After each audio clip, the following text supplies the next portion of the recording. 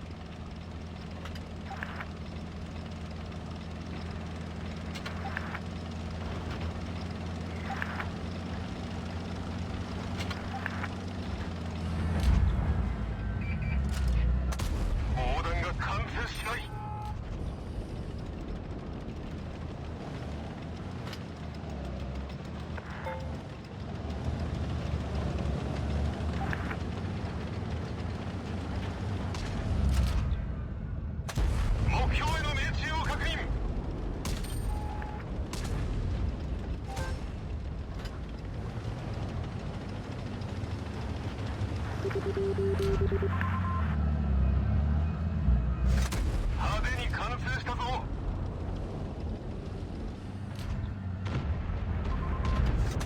目標の走行を貫通した。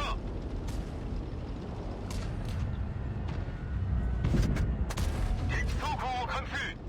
示弾装填急げ。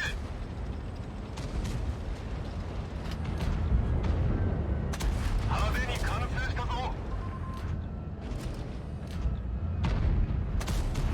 弾き返されたぞ。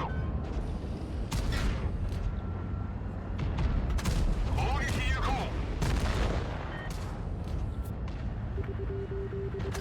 いてるぞ。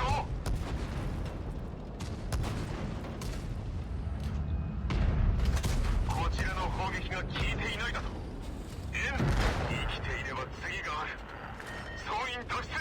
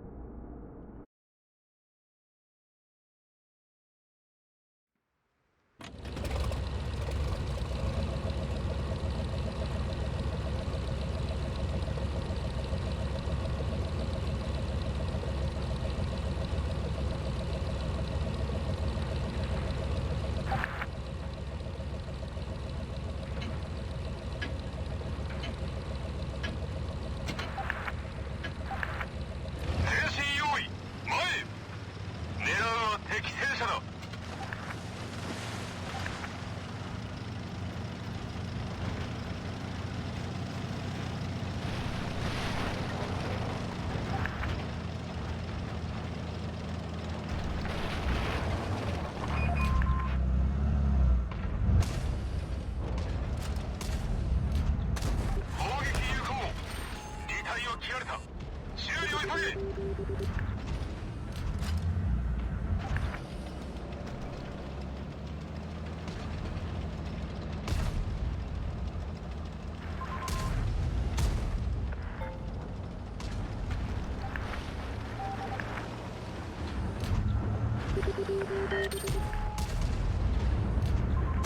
目標への命中を確認。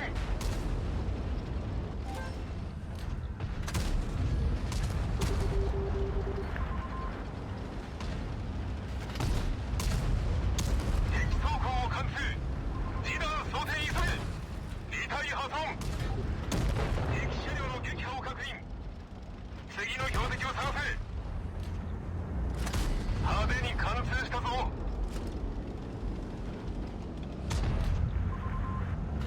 目標の走行を貫通した。敵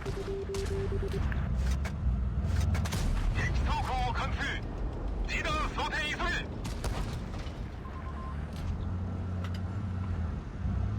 目標敵車両の撃破を確認。次の標的を探せ。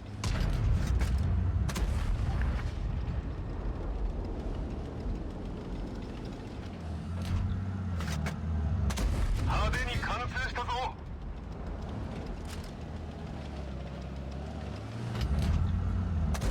車両隊だ。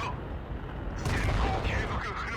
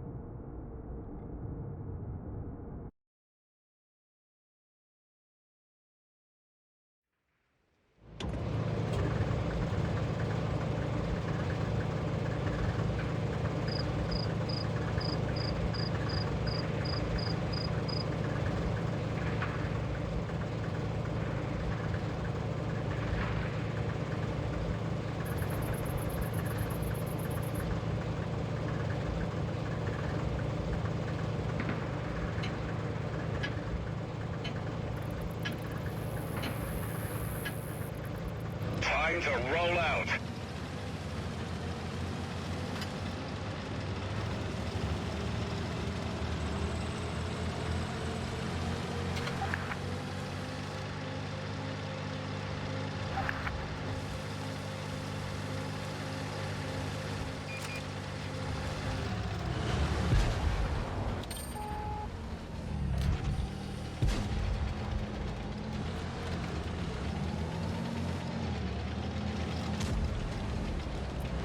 We've lost a crack. We're stuck here.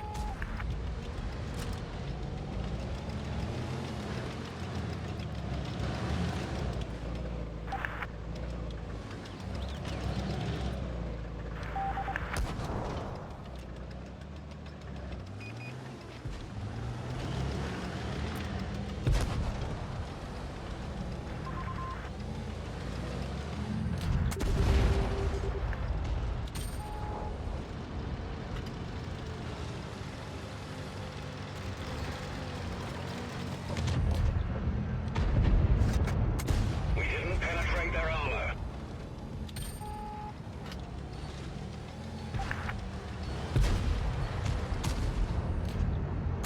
We've damaged them.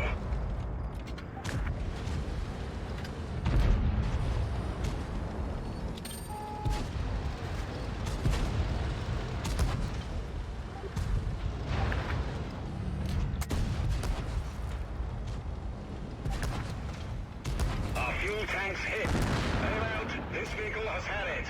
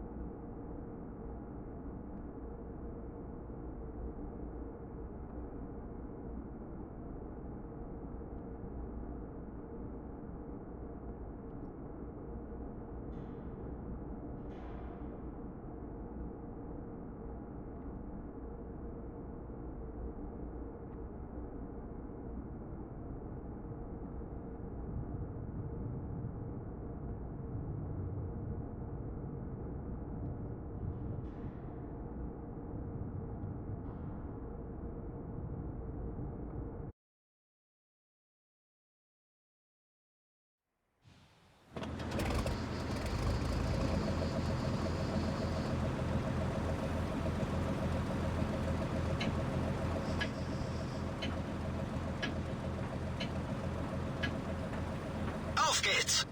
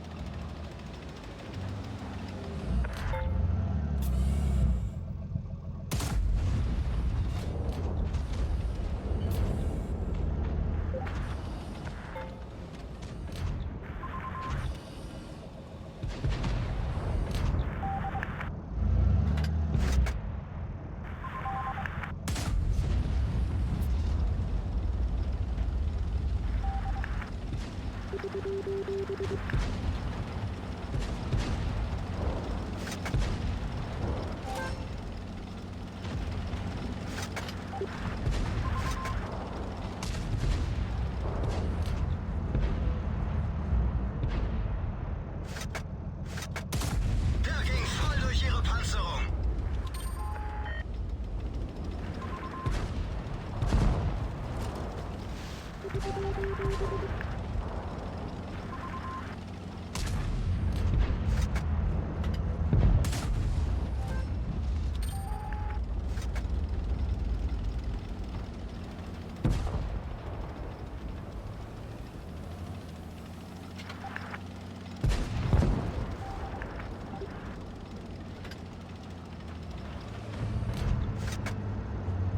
Der ging voll durch ihre Panzerung.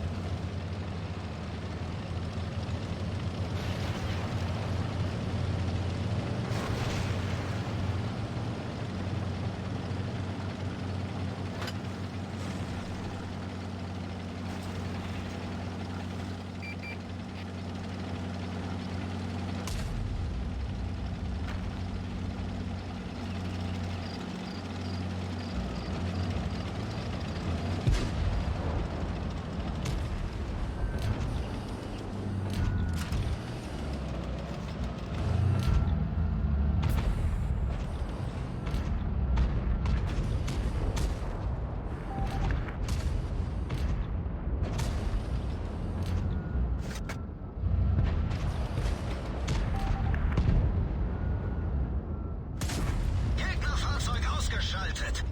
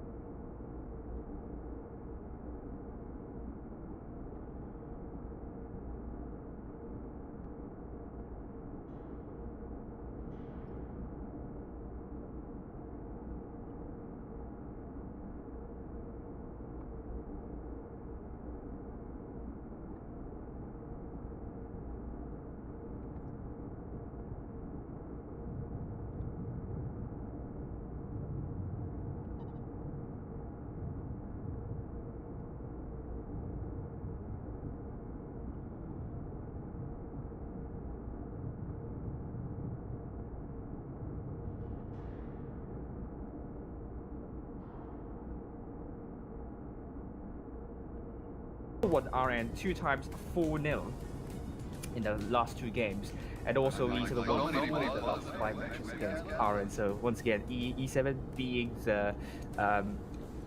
the favourites to win this one tonight. And Eminet, why did you talk about the maps? What do you expect for the teams? Well, we've got the room up now, actually. In the maps. To be fair, I'd like to talk about my own opinion of the teams first, if that's okay. Okay. Now, to be fair, Feast has been a favourite for many, many years, but my heart is and always will be with E7. I will never forget the dear Disney princesses, and I will never forget the fact that they have been trolling us with names since the beginning of time, and as much as that makes me want to smack them up the head every now and again, it also makes me adore them.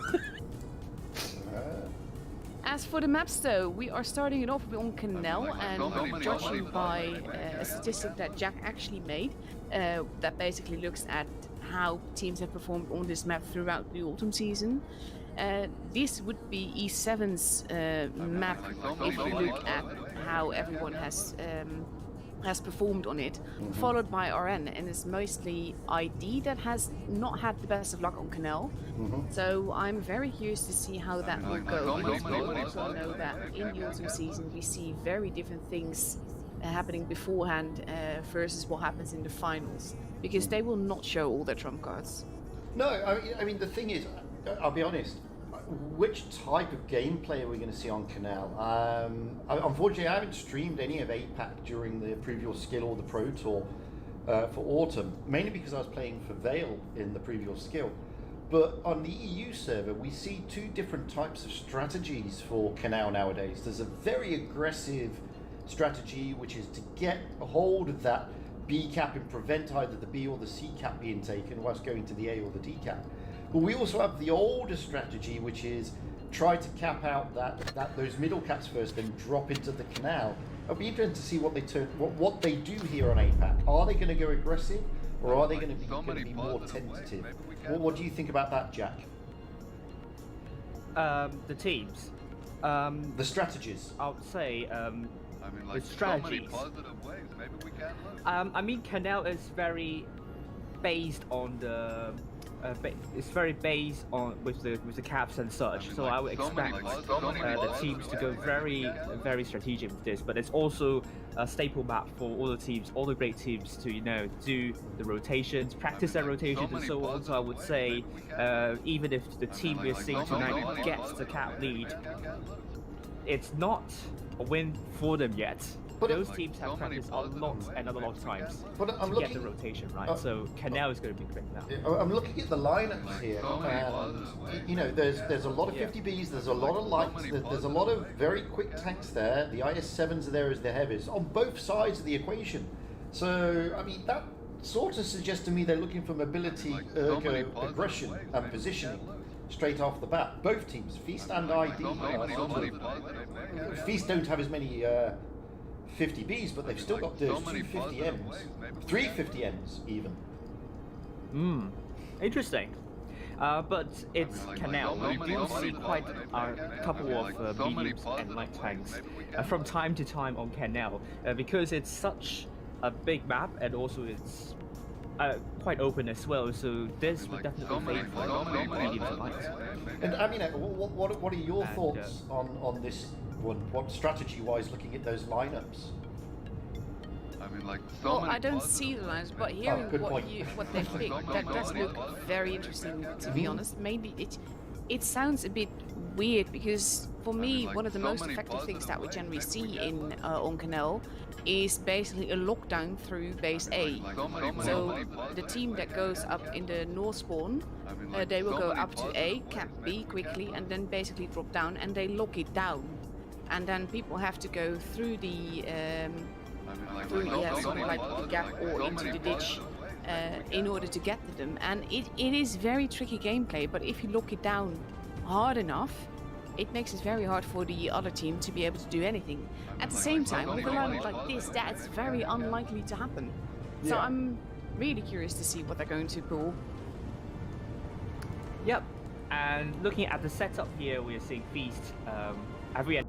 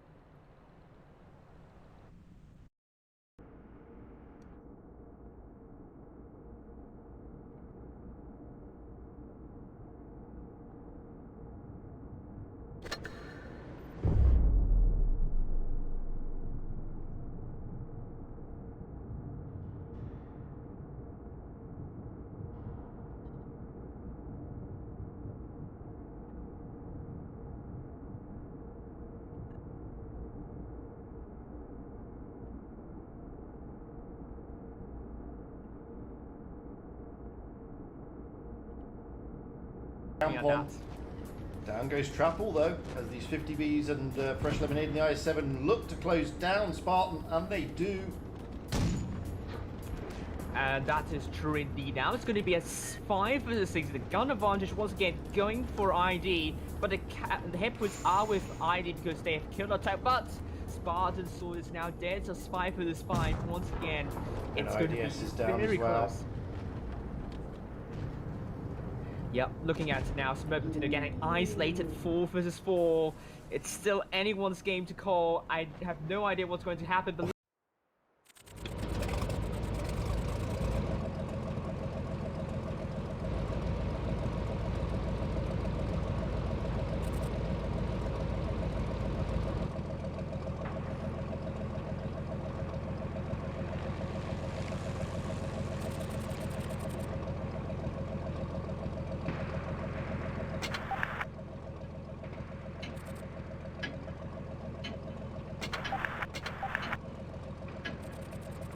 戦闘開始。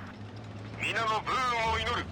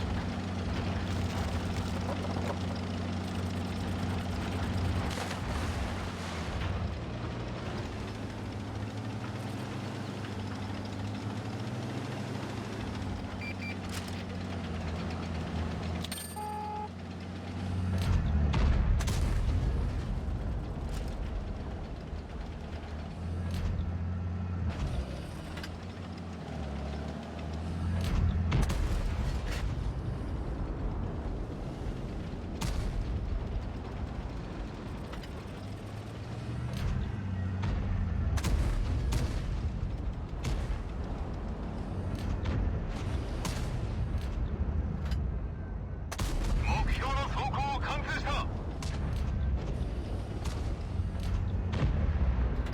敵走行を完成。リーダー想定急げ。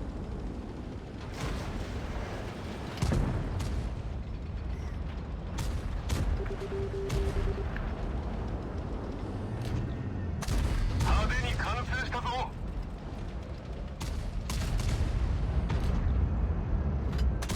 攻撃有効。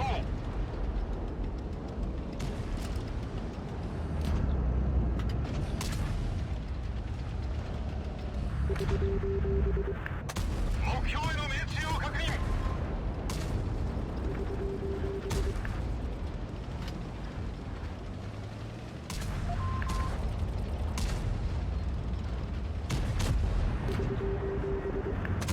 攻撃有効。目標への命中を確認。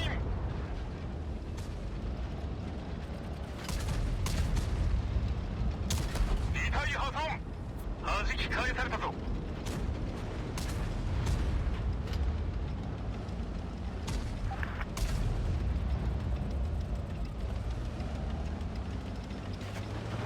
応答旋回装置がやられた。くそ、周りが遅い。エンジンの出力半減。車両退路。戦闘継続不能。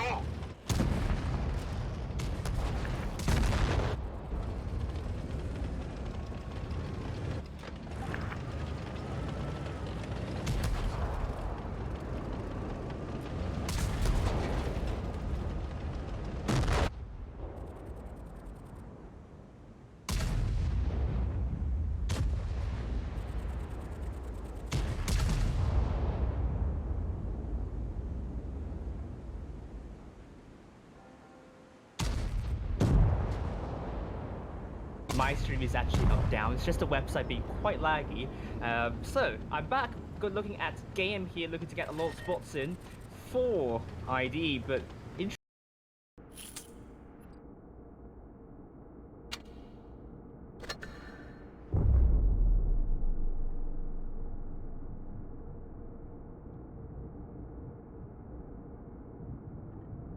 That's why they were lining their heavies up there, which is understandable because there was an IS-7 of Spartans on ID's team. So, right. but he didn't go there, basically. and the 50Bs and the 50M did go over to the C cap, but Lanny just held back in his 50B. And as you can see, Now Trapple, Trapple's yep. going for B. It's now going for B, but will Fresh Lemonade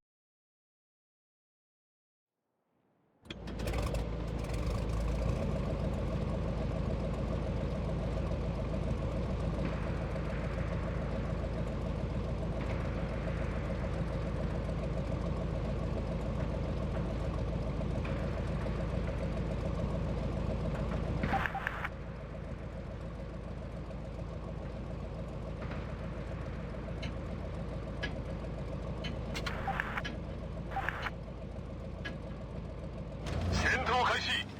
勝利以外はいらん。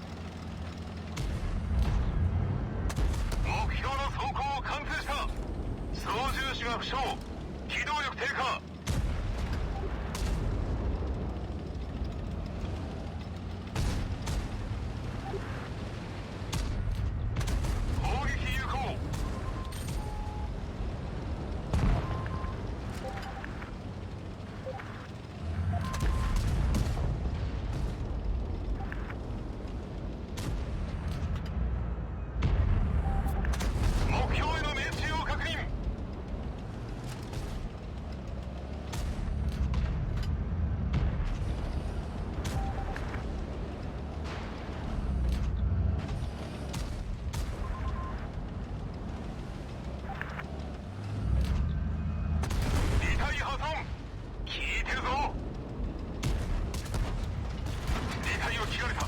移動不能。弾き返されたぞ。敵装甲を貫通。リーダー装填急げ。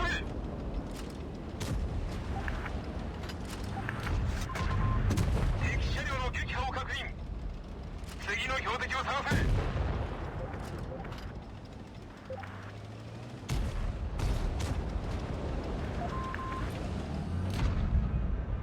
敵車両の撃破を確認。次の標的を探せ。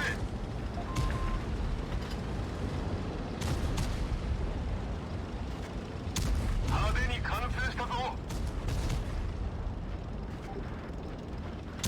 攻撃有効。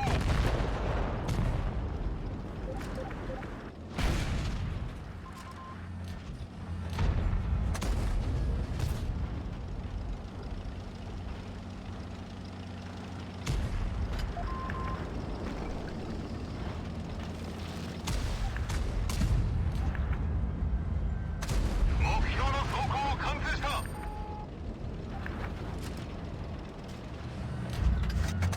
派手に貫通したぞ。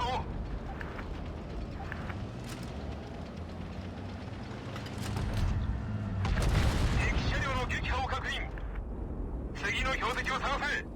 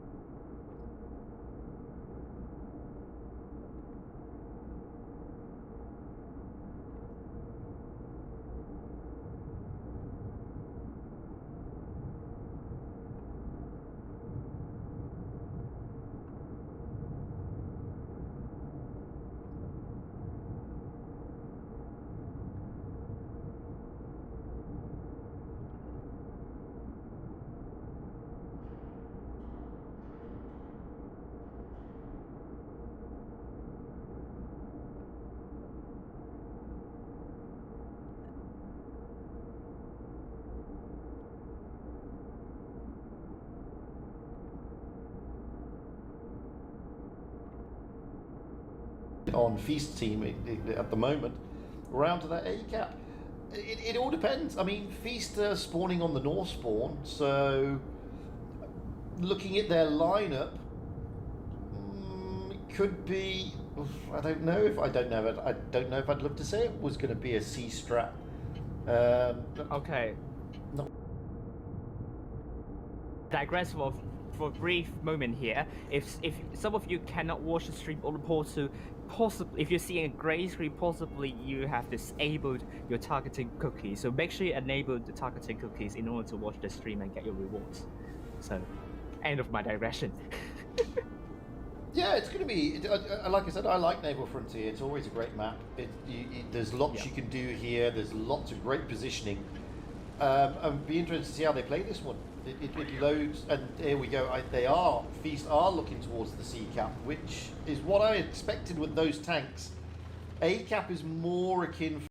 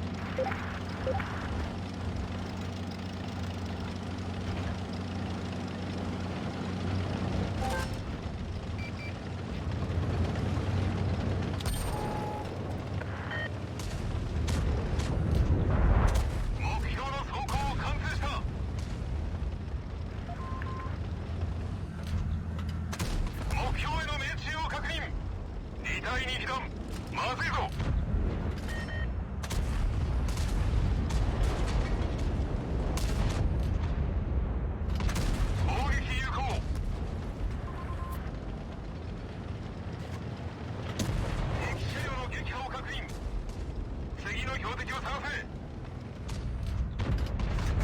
派手に貫通したぞ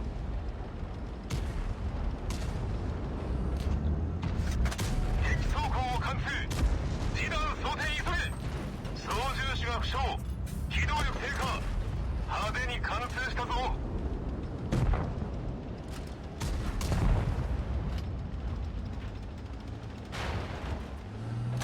攻撃有効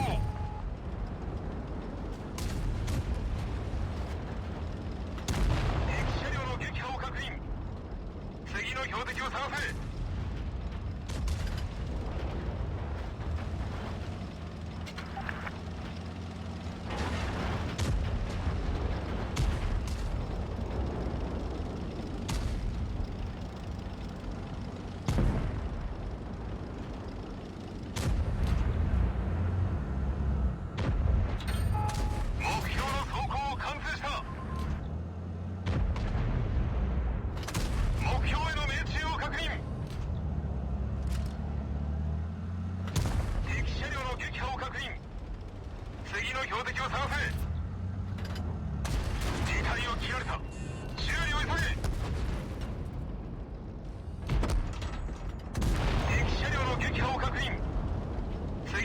を探せ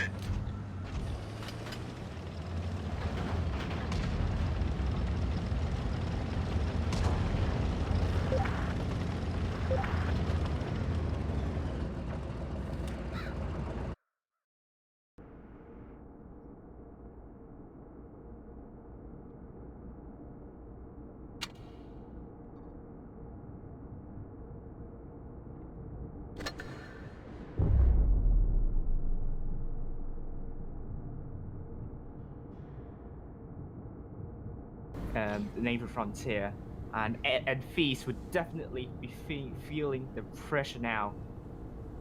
Well, Feast this time taking those 2 Yos, they are great for hull down, so it gives them a lot more options. Depends which they've got. They've got the 2-shot or the 3-shot. It used to be a lot of people took the 2-shot. Now the 3-shot is making a lot more because that DPM is fantastic. Mm-hmm. Looking at the way ID are lining up, well, they're still they're sticking with 2 Yos as well. Oh, sorry, yeah, they're bringing in another Yo, and it's almost even Stevens, with the exception of IDS in the E100, of course.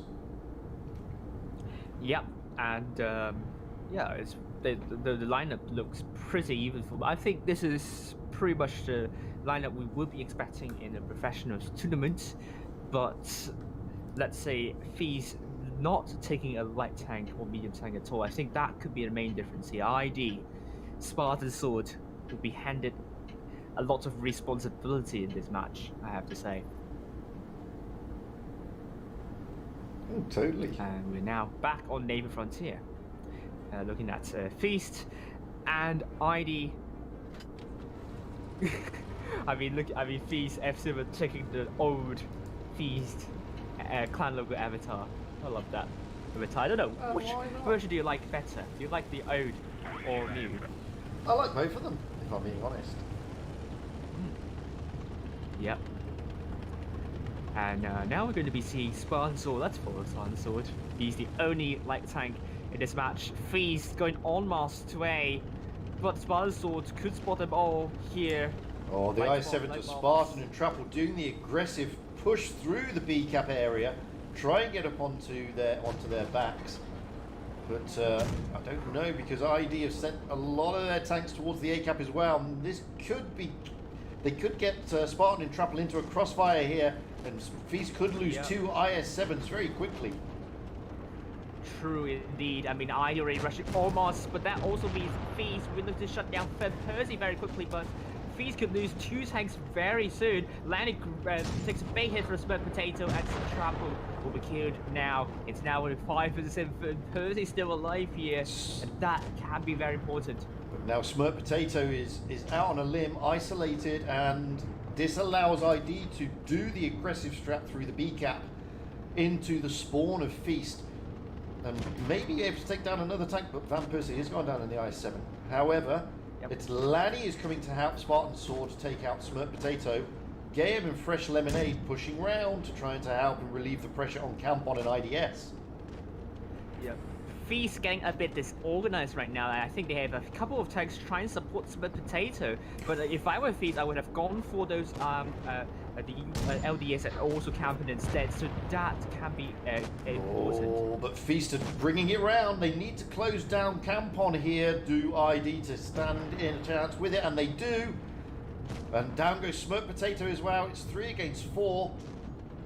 And ID do have the hit point advantage and the gun advantage.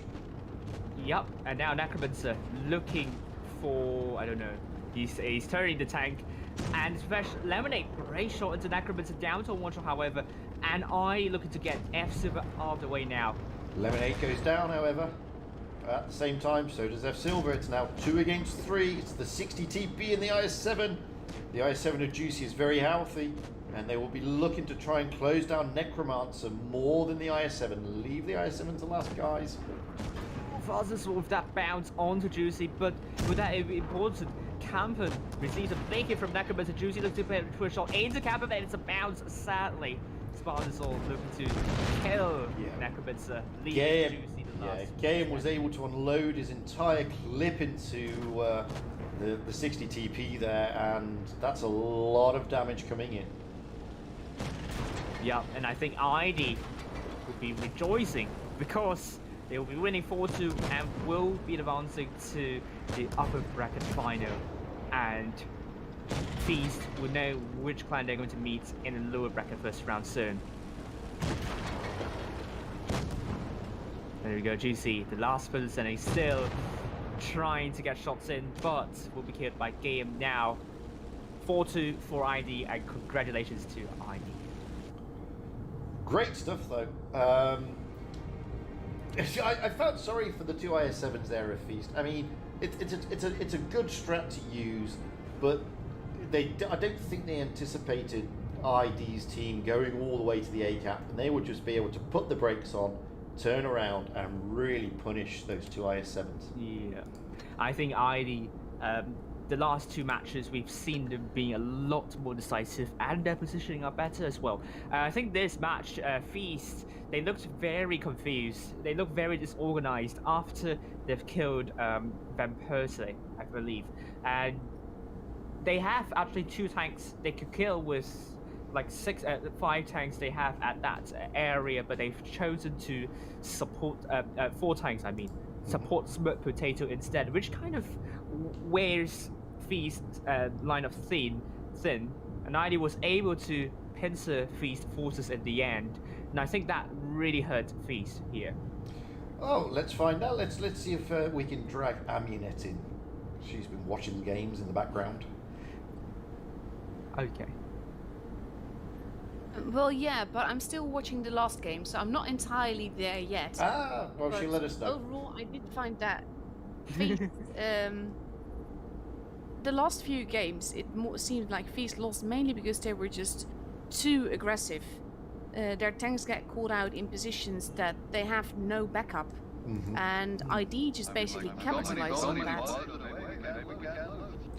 Yeah, they did. I mean, it was absolutely fantastic stuff to watch.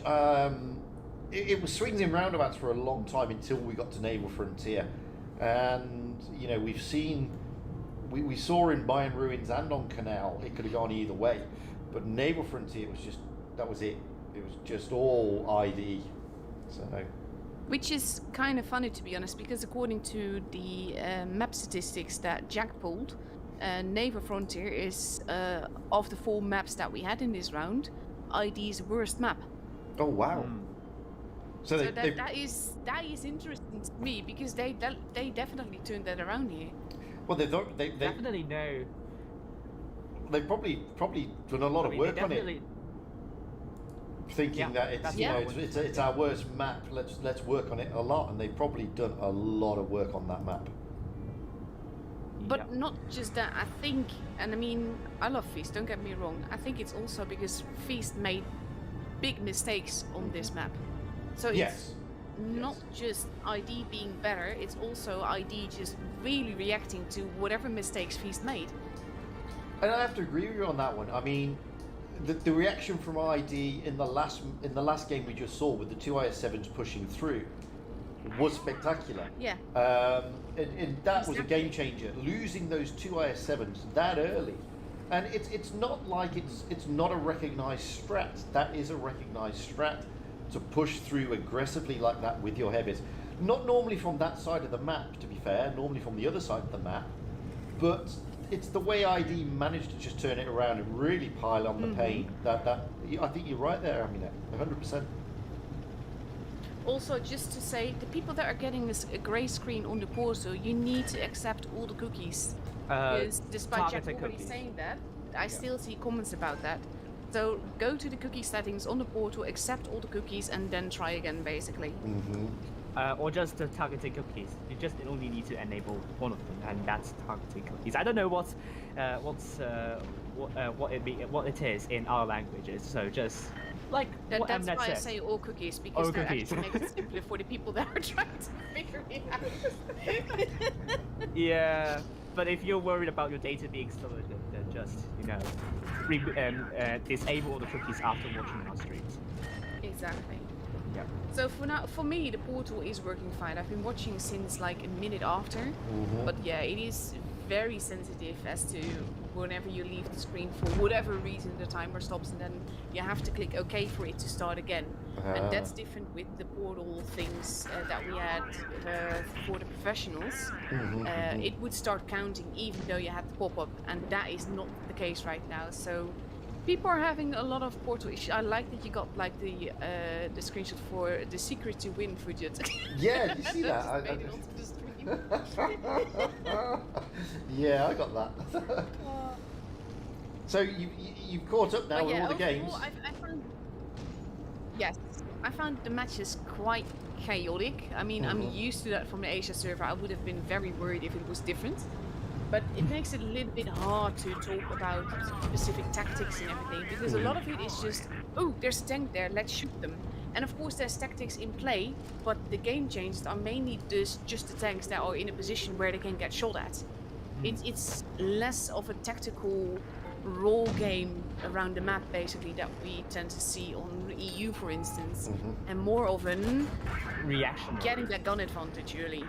And also the reactionary gameplay we're seeing in the previous matches, which I think it's really good to see, because if you can react well, you can react quickly to what the enemies are doing and get the advantage from that, Yeah. then I think it's actually better than being tactical, to be honest. Or maybe it's part of the is true. tactics. When it comes to watching games, I prefer the tactical gameplay. I just love seeing that. What are they doing? What are they thinking? And just basically the whole anticipation game. And that's something that you don't see a lot of in Asia. It is pretty brawly. And nothing wrong with that, don't get me wrong. It's just very different. I mean, CIS is even more brawly, I can assure you. So I can't wait for next week, to be honest with you, to see how the games are going to pan out. Like, I have to watch some of the streams, so maybe I'll follow Left 4 Dead and also Power Blast. When I have time, I'll have a look at those streams. But I will expect some really crazy games next week. Same. I mean, the thing... It's gonna be great. Yeah, it will. Yep. I can't wait. But the thing I've taken away so far from today, I mean, Feast... In the first... Let's go back to the first game on Canal. Again, they were... It was like the last game. They were very aggressive. And because of their aggression, ID were able to react better and quicker. Feast then calmed down for the second game. They were not so aggressive, and they were more controlling of the map, and therefore, I think they feel better as a team when they're controlling the map. And I don't know if outright aggression is a sort of tactic that suits Feast as such at this level. Against lower order clans, maybe, but at this level where the other clans are able to react a bit quicker, I think it sort of throws Feast off their mojo, so to speak. Or It maybe, does. of course, potentially it's just that Feast was trying to gamble with their aggressive strats, but they weren't able to provide support. And I think that's the main difference here. why they're actually losing games. We do see some really great teams playing really aggressively at the start and winning them against some really extraordinary teams. But what they've done better is that they provided better support and they reacted better when the other team responded to what they are doing. It's kind of like a no guts, no glory tactic, and it can work for them. But when you get caught very early on, like for instance, the last couple of matches that we saw, basically because you're being aggressive, you get caught. Basically,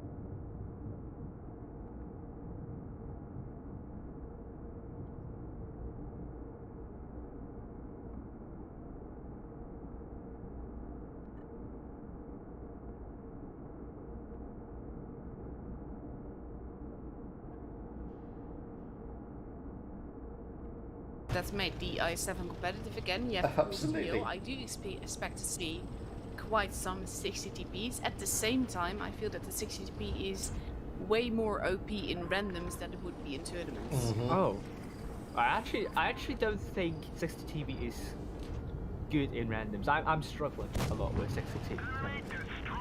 I think E100 does a better job on me. Yeah, but it's also, like right now, you still have the factor of people are not really completely aware of the armor profile yet. So you tend to get more bounces on the 60 TP than you will in, like, let's say 3 months from now. Yeah. But when you have pro players, that is different. They know how to shoot something. And also, like the gun, I think the gun was quite inaccurate from my experience, 60 TP. So to be honest, it can I be. don't think 60 TP is going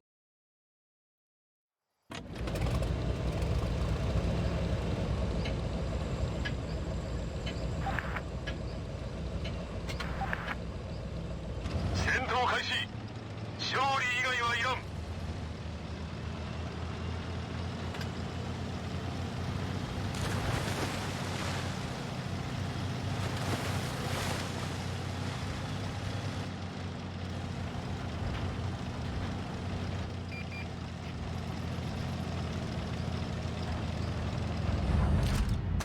目標の走行を完成した。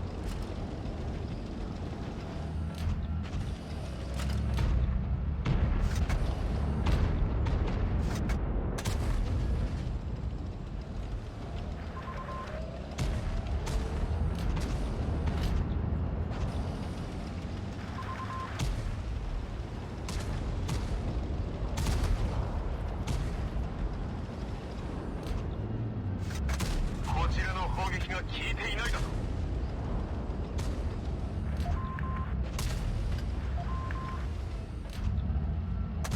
砲撃有効。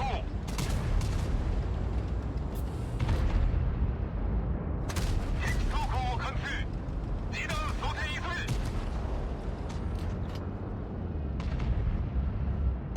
目標への命中を確認。2体破損。派手に貫通したぞ。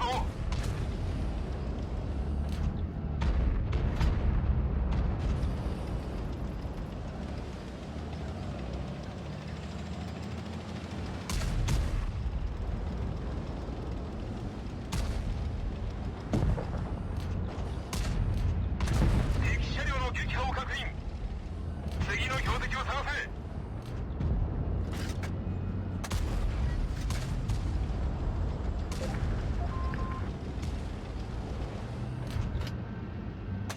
砲撃有効。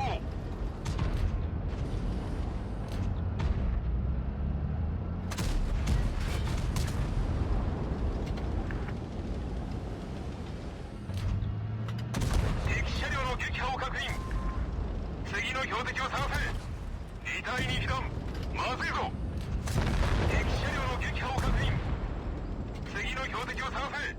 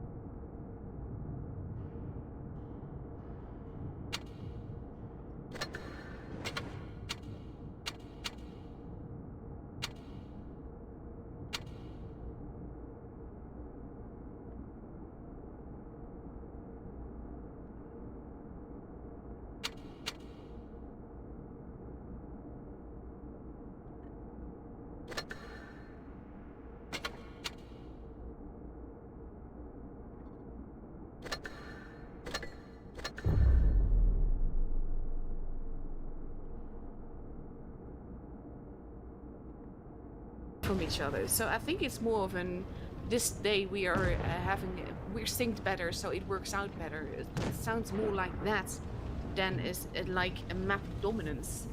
And from what I see, both Canal and Naval Frontier are maps that, statistically at least, they are fairly strong in. So it's going to be really interesting to see this, mainly because it's just they're relatively close, and it just makes more exciting in my opinion.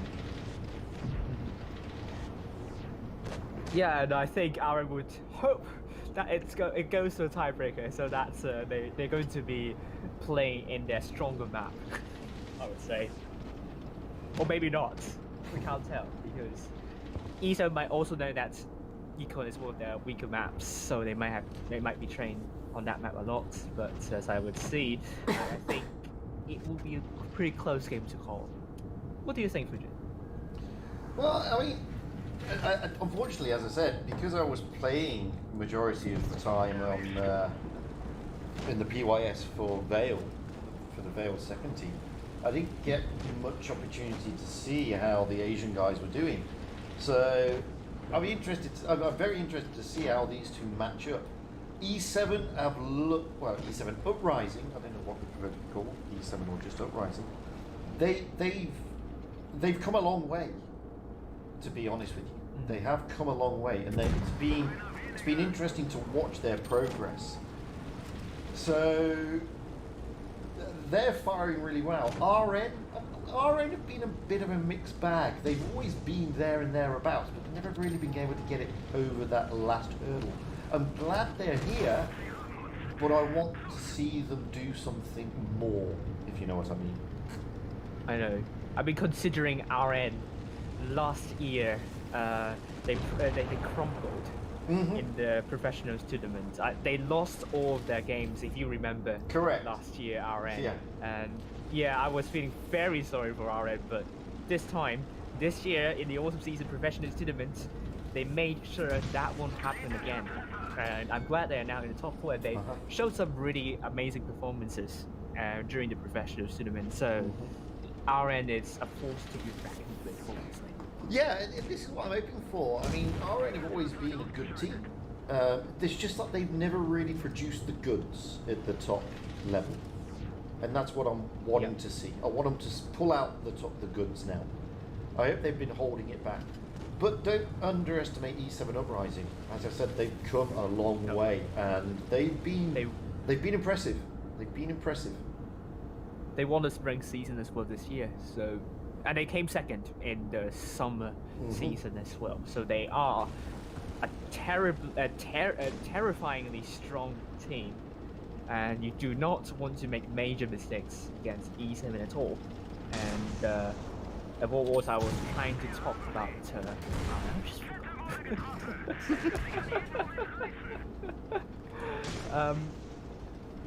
I'll try to recall. I mean, Eminette, do you have anything else you want to talk about? I am very curious to see how E7 plays, because they are a very unpredictable team usually. And the thing that we know is that last spring season, Maddox had left Feast and was on E7. So that also makes a big difference, because you also saw basically E7's general chaotic, like total chaos gameplay suddenly changed more into Feast gameplay. And you do see Maddox hand in there, and that doesn't mean it is still a team. They do still need to do it and make it happen and everything. But it's interesting to me, at least, to see the team turn around and change like that. But with the summer season, you saw that it became more of a mixture of the old E7 with the new sort of like Feast influence. And I'm really curious to see. I've not seen them play yet this season, but I love the chaos that E7 brings. And it's again a bit of a no guts, no glory kind of thing. But because they are just so unpredictable, and you're like, wait, what? That just makes it really funny to watch. And funny as in good fun, not as in I'm laughing at it. But it's just interesting to see because of that. Yeah, to me at least. I remember what I wanted to say. RN is the only top 4 team that doesn't have a custom clan logo. Yeah. E7 Feast and ID all have their own custom clan logo. So I think I really want to see RN getting at least the top 3, because the 4th place would not get their custom clan logo, and you only get the chance to get your custom clan logo every year. Just only one chance. So RN doesn't want to mess us up. So and winning against E7 would certainly.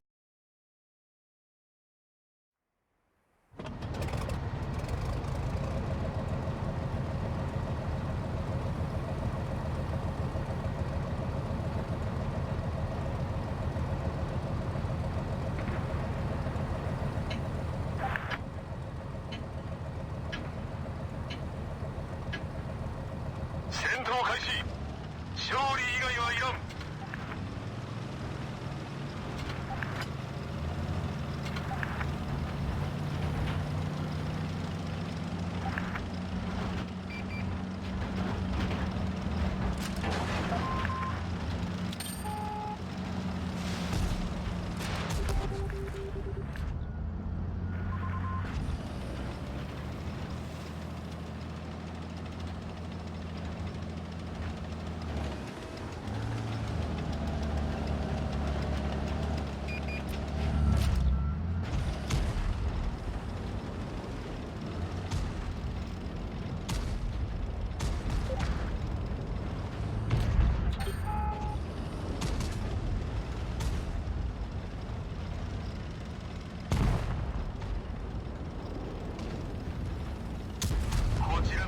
が効いていないだと。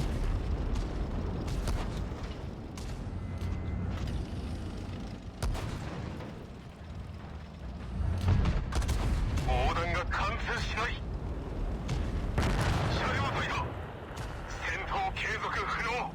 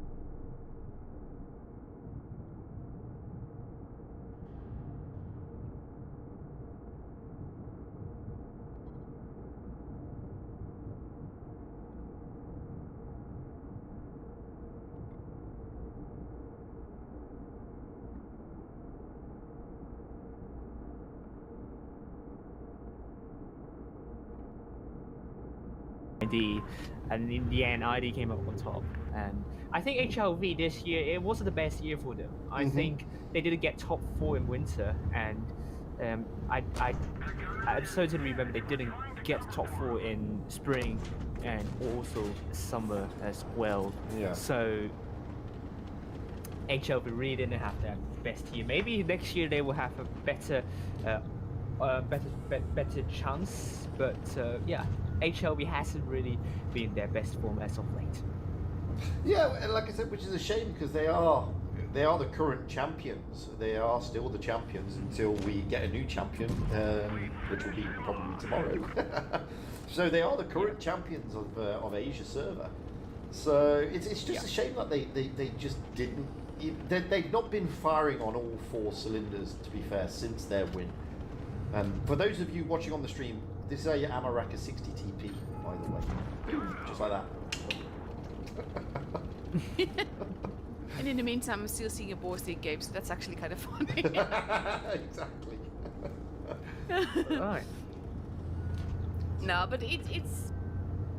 I like that all the servers are getting different sort of showcases right now. At the same time, I can't wait for us to just go back to having an actual offline and everything. Because to me, I've been to a few by now, and it's just meeting the players elevates the whole experience of, well, Blitz Cup in this case. But it just makes everything absolutely awesome. Yeah. But I also think that's a great thing, whereby you're not playing a team that you're used to. You're now playing a team from a completely different server, and as much as people would like to think that all the servers are pretty similar, they're not. They're all different. The gameplay on NA is not the same as EU, which is not the same as CIS, which is not the same as Asia. And when you've got these top clans rolling out against each other, and they're not used to that, it makes it so much more entertaining viewing. Not that this isn't entertaining. I mean, I love this. The Blitz Cup is brilliant. I mean, these are the top clans for their region at the pinnacle of the game, and it's fantastic to watch how they play this. And for those people out there who've never really played at this level of the tournaments, I mean, not that I have, but I've played the recent PYSs. it's the reaction times is so much different. It's really it's, how can I say it? It absolutely drains you physically and mentally. It's really is so draining. The concentration levels required is huge, and that was just PYS's. So when you're then getting to a level where there's a lot of real life cash up for grabs, they are going to be holding either their iPads or iPhones or whatever devices they've got that a little bit tighter. And you know, when you do hold that device a little bit tighter, the game gets a little bit harder. Yeah, I really want to see how much these 4 servers have evolved ever since 2019. And I think 2 servers that I think would be the most surprising would be NA and also Asia. I think we've seen both servers coming a huge way from what they were from 2019. I mean, we all follow these 2 servers. We know how far they have come. I'm also very curious to see how that would hold up in a new offline, because right now we're seeing them in basically their own habitat, so to speak. Yeah. Which is very different, because Asia teams on offlines have generally been lagging a little bit because it is harder for them to trade, because you have less competitive clans, so you have less chances to work with other teams to grow your own potential and everything. And at the same time, you got the language barriers, you got the massive ping issues that pretty much Asia server always has. Yep. And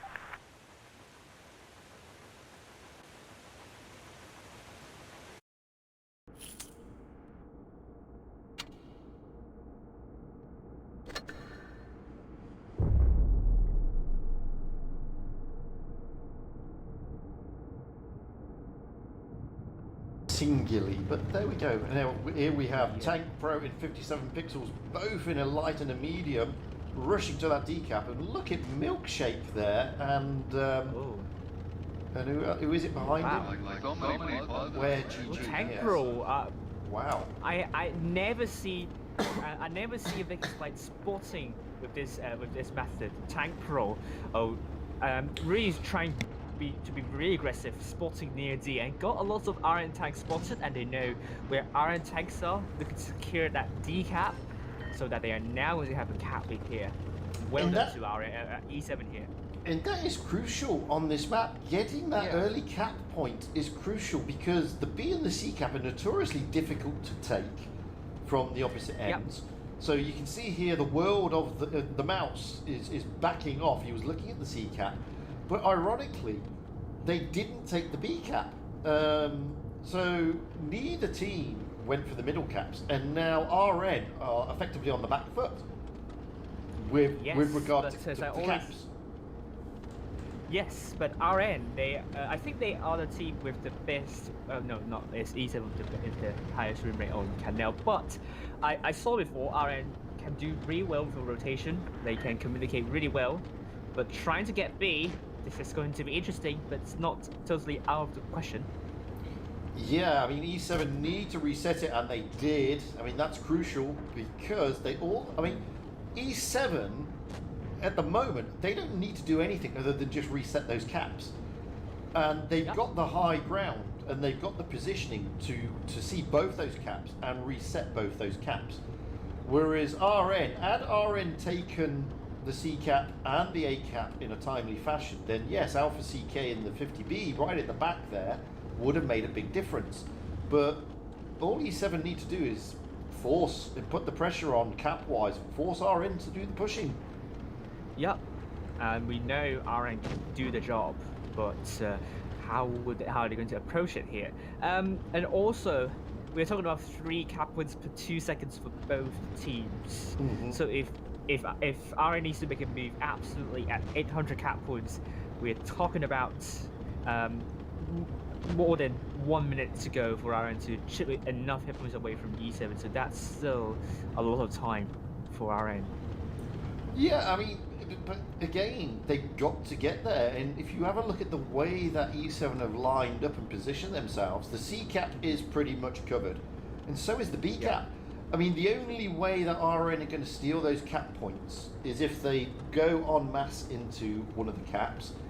They're better off trying to take tanks out than trying to get a cap. It's going to be very difficult for them, and as you can see, the points are ticking over ever so slowly in favor of E7. RN do need to make a move. I mean, they still have more than 2 minutes to go, so RN, I think what I want them to do is chip enough hit points away from E7. And as you said, definitely this map, and I think all of the maps, in my opinion, definitely better to go for a rotation first to get the kills, rather than to go en masse onto the caps, because this is exactly what the defending team is trying to do here. I mean, E7 really positioning themselves, looking at both B and C, and it will be very hard for RN to get both B and C, especially for C, because C is closer to where E7 tanks are. So RN, I think they need to find a way to push, and they would need to coordinate it well. Well, we're now at 600 points for E7. RN are starting to move their tanks around. It looks like they're going for the C cap, with off meeting 0 people in I Am Bread Tank, and the Yo's coming up to join the World, who's sat there in the mouse.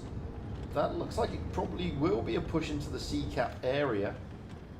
Or maybe they're trying to get Tank Pro off the way, so Tank Pro has to be really mindful of spotting in this area of RN.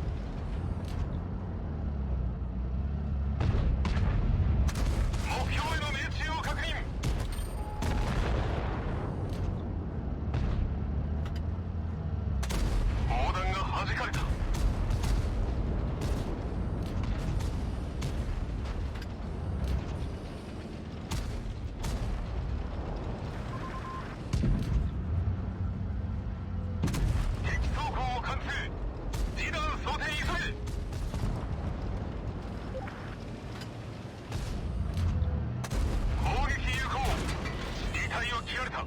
修理を急げ。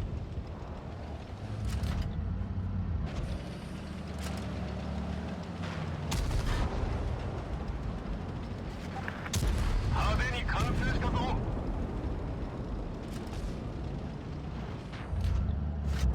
敵車両の撃破を確認。次の標的を探せ。目標の走行を完成した。大だ。生きていれば次がある。総員脱出。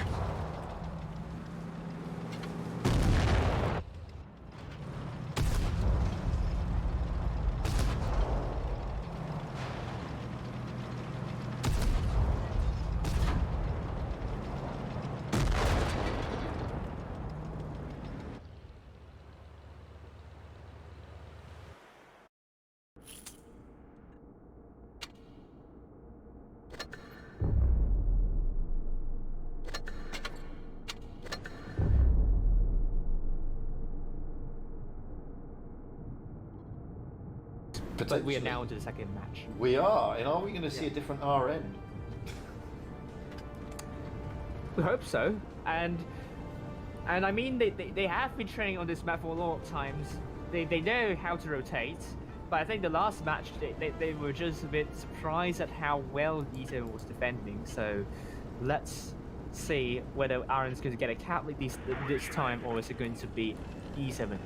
Well, the exception of no Devos in an IS-7, the rest of RN have doubled up. Double 50B, double Yo, double TVPs. And we're going to be rolling out with the TVPs here, watching as they push heavily into that decap. Oh, I think RN tries to replicate the magic from that Vegas like last time of E7, but RN looking to get Tanker out of the way. Focus Spike is on Tanker now, down to one shots. But the thing is,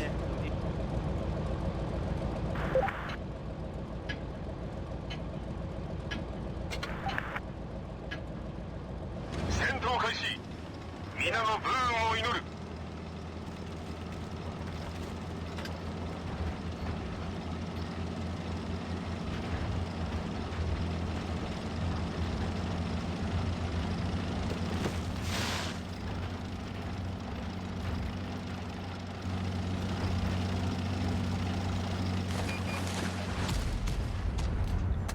敵走行を完成。リーダー装填急げ。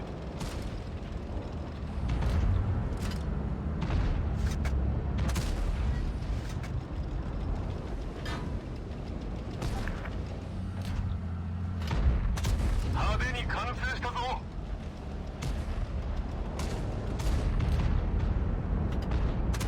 攻撃有効。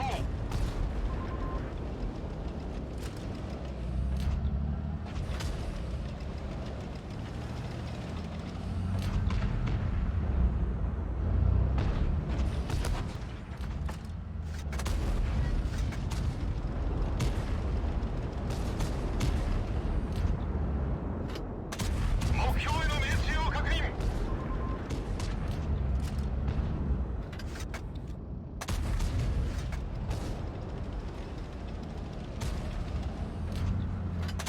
目標の走行を完成した。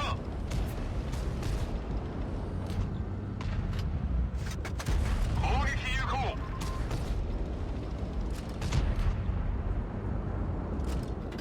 くそ、弾が弾かれてる。敵走行を完成。リーダー装填急げ。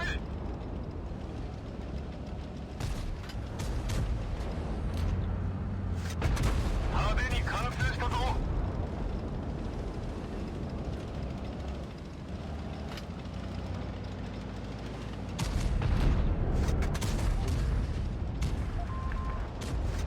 2体破損。2体破損。敵車両の撃破を確認。次の標的を探せ。2体を切らす。敵車両の撃破を確認。次の標的を探せ。よし、動けるぞ。目標の走行を完成した。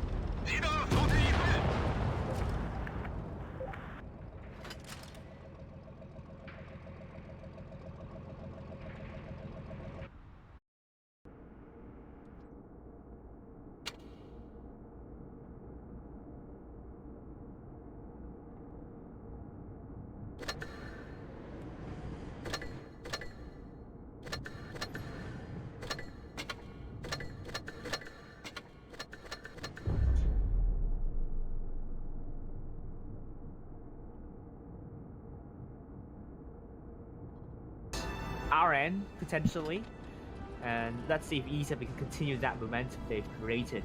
The Canal matches, they were very dominant in those 2 matches. Well, we're seeing 2 IS4s and 2 113s rolling out here for RN. That's an interesting call. 113's great tank, great DPM, but let's be honest, not got the best of armor pulled down on its full. That being said, though, I do see a lot more 1-3s these days ever since the heavy buff. So interesting. I mean, 1-3 definitely with the gun. I really love the gun. The gun's great. The gun's great. The forward mobility is also brilliant. And Tank Pro is getting chased down by those 1-3s at the moment. Yeah, and they can do that because they're really fast. The biggest downside is obviously the turret rotation. It's incredibly slow. And the traverse speed was the slowest, I believe. It is the slowest. Yeah. And if you get them in the wrong position, as I said, I mean, the lower hull is very, as you can see there, easily penned, but the turret can be rock solid. Yep. And we now see, already Aaron making a big push onto Milkshake. Now Milkshake down to 1 shot. Will we take it now? I didn't see that coming. Did you see that? No, I did not see that coming either. I didn't expect the big push from the AMXs there. I expected them to be holding fire, but look at Alpha CK and Apex Predator chasing down Max Drive here. Yeah, this is totally unexpected, and RM really changing the style of gameplay here. This match, E3 really caught off guard here. Max is now dead as well, and it's now 5 versus 6. RM with a huge hit-on-put advantage with that push. And the other 113 of off meeting 0 people in a world of pain here. Down he goes. So even Stevens again on the tanks, but look at the hit point deficit between the two. 2,000 points up by RN. Apex Predator in the IS4 incredibly healthy. And Kickshaw coming out. Where GG? Well, bounce. Yeah. But it's going to be a kill for the world here, so the world will be saying thank you to Ploy Kickshaw for that kill, and Nuggies and Fries will be killed by Apex Predator. But Tank Pro can be a nuisance here, putting some great shots into the world. Oh, I am Bread Tank going down. I'm still surprised at Alpha CK, how he's managed to survive, but he managed to survive, and now he's gone down, but he did manage to survive, and it was a big push through the other way. At Kickshaw in the IS4 and Apex Predator still incredibly healthy. Yeah, or shall we say Alpha CK used to survive. Yeah. No, great stuff now considering his push. Yeah. And we're seeing 1 versus 1 for Ploy Kickshaw and Hexos here, but Hexos will go down to Iron Sports Apex coming to support our Ploy Kickshaw. Ploy Kickshaw killing off Hexos here, leaving Tank Pro the last person standing. What a turnaround for RN. I really didn't expect them to make a big push. It reminds me of RN back in the spring season, definitely. But that was clever play by RN. I mean, sending those 1-3s up to where they sent them. Okay, they were sort of sacrificed, but it gave them the knowledge that a lot of tanks were going to see and around the middle area, allowing them to push down on that heavy lane by the ACAP. And boy, did they do it in style. They absolutely mullered those Yos. Yeah, and I mean, what we're seeing right now, Tank Pro is trying to have the game lost as long as possible. I think trying to wear RN down in this situation. So we could see a few minutes with no stuff happening potentially, because only RN managed to capture C, and they're now trying to capture B, but they're still on around 400 cap points, so even they capture B, so that will only mean 10 cap points per 2 seconds increase, so they're still I think like 100 seconds. What a minute to go. I think Tank Pro is looking to get that mouse out of the game. The mouse is a one shot if he can land it. Yep. But now he's been spotted. Potentially, yes. Needed that kill. Can't afford to bounce. Oh, what a shot! Successful indeed. Now that does help his cause slightly, but now he's got to try and find Ploy Kickshaw. I mean, we and everybody on the stream can see where Ploy Kickshaw is. Tank Pro can only now see where he is. Yeah. Oh, Apex missed that shot, but I suppose Tank Pro might be trapped now. So he has to run away. Can he do so? That's $1 million question here.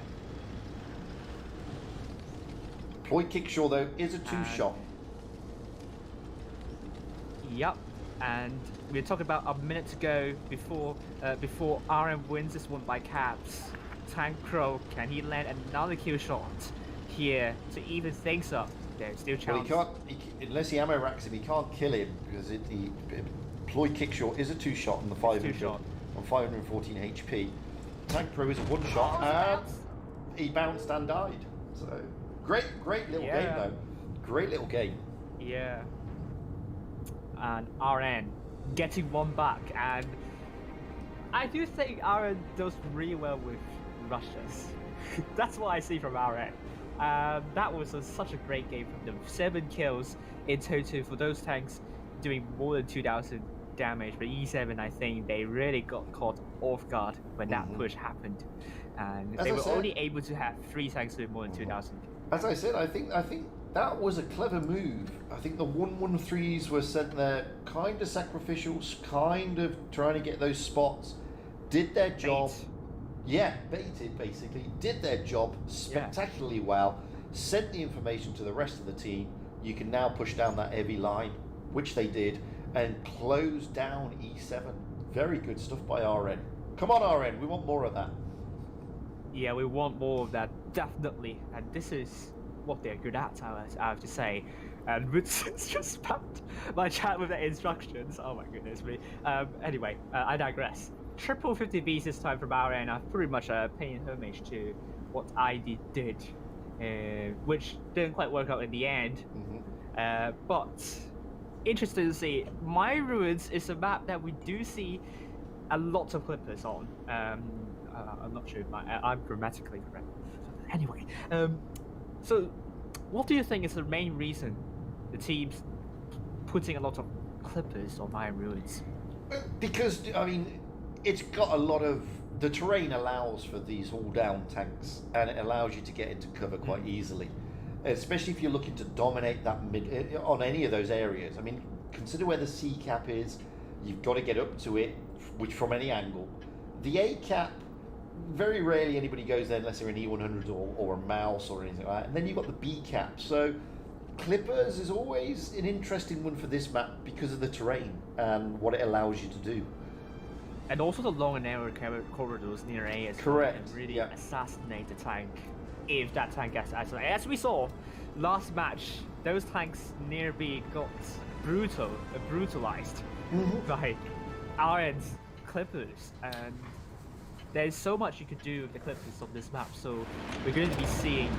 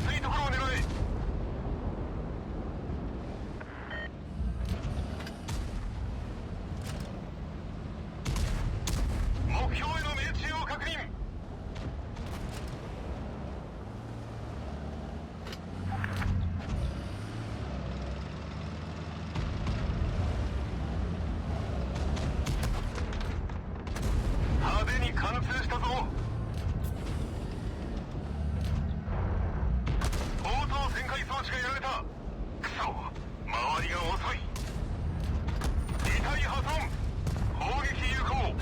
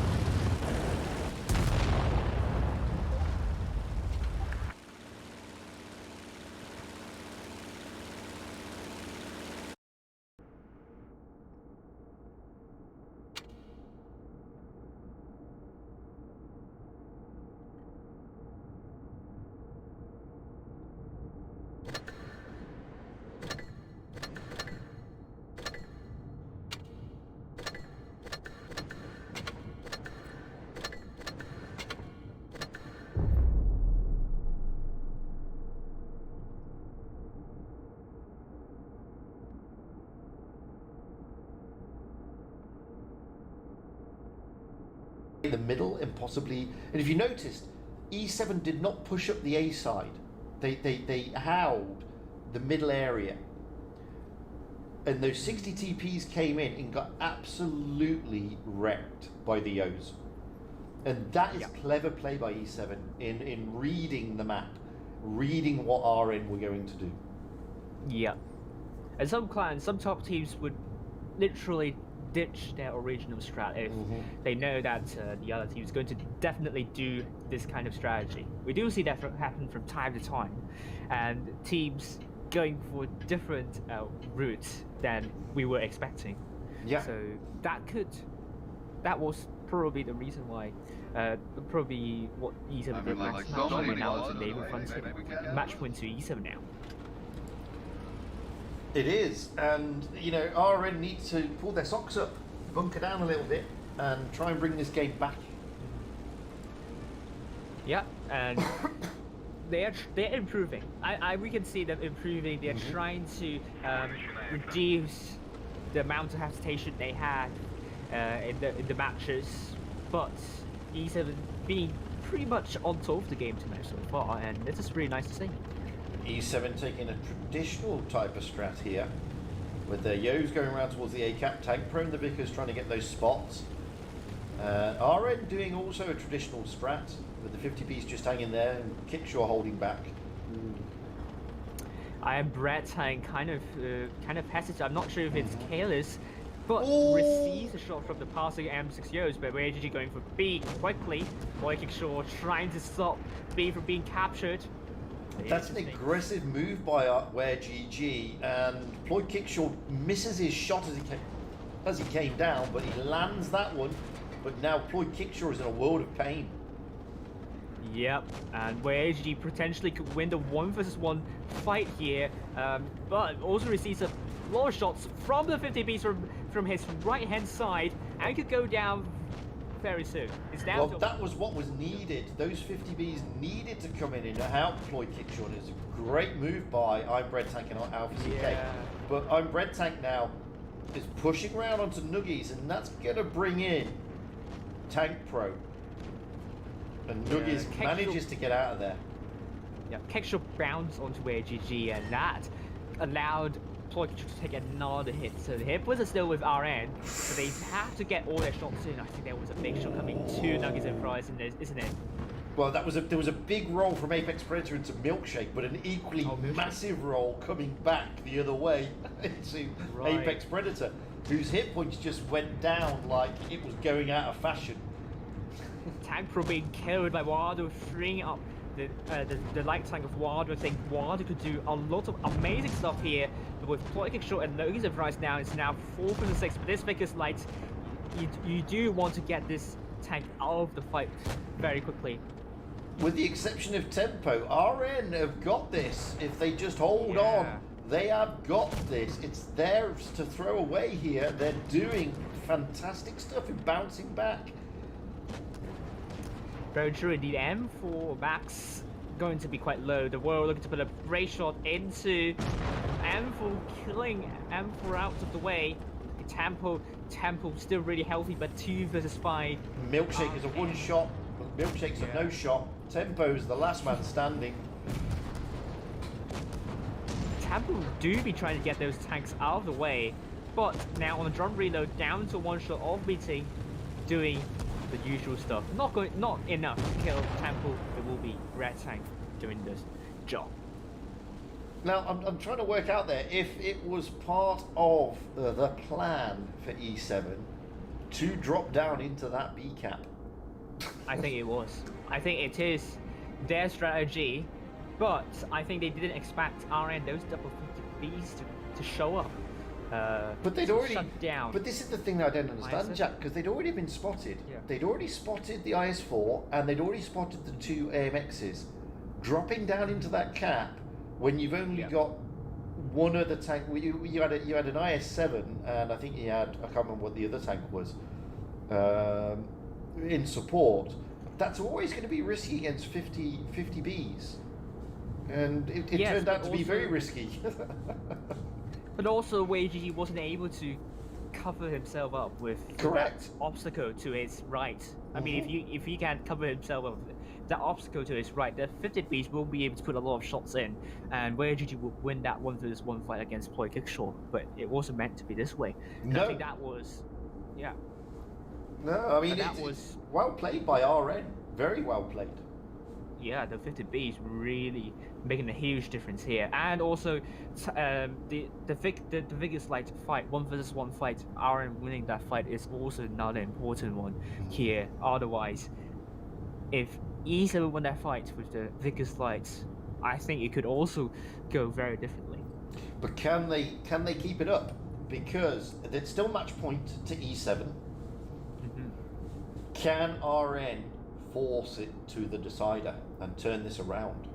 With a display that we've just seen, that's possible, but they've really got to tighten up. And looking at their lineups, I mean, okay, they've gone very yo. Okay, is that even a phrase? Well, anyway, I'm seeing a chat that E7 and RN are really close. In fact, I think Asia server is the only server where, well, not the only server. I think some other servers as well. The top 4 clans are pretty friendly to one another. Like, I don't think that is the case for the E server, at least from what I am, from what I know. I'm not sure about any as well. But Asia server, those 4 clans here are great friends with one another. And we got this time E7 looking to dominate through the middle area. They are going to send a Tempo in the 50B to overlook with that A line, but RN not looking to go down the A route. Yeah, now we're going to be seeing No Diva getting spotted here. And as Tempo spawning up, No Diva has to be careful though. No Diva received a shot from No Tempo and couldn't return fire. Well done to Tempo. Yeah, it's not the easiest tank to hit frontally is the 60 TP. But Tempo did it. He did indeed. So that gave E7 the hit point put advantage on the WayGG to hit, which means both teams have traded equally, but RN with an inherent hit point disadvantage need to trade better than E7 in this case. But at the moment, they're trying to, and E7 have got E7 have taken the bit between their teeth and going to take the C cap, which is uncontested, surprisingly. And that would give E7 the cap lead here. And RN, they're trying to get A, but it was a bit unsuccessful at the moment. The world getting reset by negative price, potentially Temple as well. That's because E7 have put themselves in a great position to reset that cap. Those 50Bs and Nuggets in Fries in the Yo then, the world is just having a horrible time of it. They're just going to hate GM from there. Yeah. We can see Temple now on drum reader up. Well, they actually can allow Aaron to capture A here, but at the same time, Aaron's trying to get C, so them allowing A might cost them. It may cost them now. But WG, yeah. WG took a big hit from Ploy Kickshaw, and WG unable to push shots into Ploy Kickshaw. Now RN trying to get aggressive over to C area, trying to shut down WG and Max here. E7 needs to do something on the other side. E7 are doing something on the other side, but RN, quite rightly, are getting out of dodge, and they're pushing around onto Max Drive and to where GG at the same time. Oof! There goes. Yep, and now Max and Temple looking to pull a shot into the world. It will be the case here. M4 holding steadfastly. That's a word. And that mouse and Milkshake at one shot, looking to survive as long as he could. But Alpha will look to kill Milkshake off with that shell. It is the case. 5 for the 6. However, No Diva could be in trouble here with Nuggies and Fries coming up behind them. Oh, he survives! Nuggies low rolls the last shot. Oh no. Even then, E7 has a huge hit point advantage, so they need to... They do, but look at off meeting 0 people who's going to push down onto Nuggies and Fries now. Nuggies and Fries, the tables have turned. He's in the world of pain, and down he goes. Yep. And E7 has to be really mindful now. They're under two guns, and they killed Ploy Kickshaw, but they're still a gun down. They really need to get those tanks out of the way. Hitbull's now neck and neck. Tankro trying to run away from the onslaught of RN's forces. No Diva still one-shot. Temple coming from behind. No Diva is now dead. And it's now 4 versus 3 here. 4 versus 4, sorry. So I'm surprised that off meeting 0 people didn't reload. Left one shell in his clip. That could be costly. Oh yeah. But they get the mouse down of Max Drive. Now they're looking to 57 pixels. This is getting really close, I have to say. Tankro's still really healthy, but now Tempo's now dead. 2 versus 4. I think the responsibility's on Tankro right now to finish the game off. Alpha looking at Tankro. Oh, that's an important shot by Alpha CK. Getting a good roll into Tank Pro is Wadu. Wadu needs to come round and finish off Tank Pro if he can, but he's got to be careful. Iron Brad Tank killing off Pixels. Pixels bouncing onto Iron Brad Tank, leaving Tank for the last person standing. We're getting a tiebreaker, certainly. RN doing really well, trying to capture C, and caught E7 daydreaming a bit over to A. And at the moment, the advantage is with RN. They are going to push it to a decider at this rate, but oh, that's a miss from of meeting people, or meeting 0 people. Tank Pro now, however, is surrounded. Engine fire. Oh, dearie me. That's not what he expected. No. And RN brought it to a tiebreaker. E7 originally leading 3-1. Are we going to be seeing a comeback here? That will be such a comeback, and I don't think anyone will be expecting Feast versus E7 in the lower bracket first round. Neither do I. would have thought Feast to win the Blitz Asia Cup. Now that I have jinxed Feast. Let's hope they're not going to go out tonight. Well, let's just move away from that quickly, Jack, and let's talk about our favourite subject, focus fire. I've got to admit, RN's focus fire has been slightly better over the last few games than E7's. Yeah, I would say so, and I think it's more to do with the movement for E7 in the last match. I think E7 tried to kill RN tanks, but I think RN made a move first. They were quick, they were in control. E7 was the one that needs to react to RN's movement, and I mean, from where those tanks are positioning, they actually need to go some way in order to get the RN's isolated tanks out of the way, and during their rotation, RN was able to put some more shots onto the E7 forces, and that meant RN had a bit of the map control, although E7 at most of the time have the hit point pool advantage, but also RN managing to get that gun advantage for most of the time. I think that was even more important to motivate RN to win this. But we have a last completely match. different So type of movement map. was so important. We have a completely different type of map this time. Yeah. Yukon, big map, those 4 bases, but notoriously tricky map. It gets very congested around the middle. So it'd be interesting to see how they work this one. Double mouses for RN, triple mouses even. Alpha ZK's in one as well. Yeah, I mean, RN really tried to win with the amount of hit points they're going to have, but ever since Mouse got nerfed, well, it is a very interesting lineup. 3 50Bs, 4 I7s, but they use names a lot of Maddox, Maddex, Midex, so it won't confuse RN anyway. But the thing is, I mean, that's a lot of HP still to get through. I mean, because no doubt the guys are using the equipment that gives you the extra percentage, so they'll be back up to their 3,000. Or are they? No, they're not. No, they're not using the equipment to boost it up to the 3,000. They're using the extra armor. I think this is kind of controversial whether it's actually working or not, but we will see about this. The mouse has a lot of armor, and maybe maybe with that slight boost could mean that they are able to work with their angle a lot more comfortably.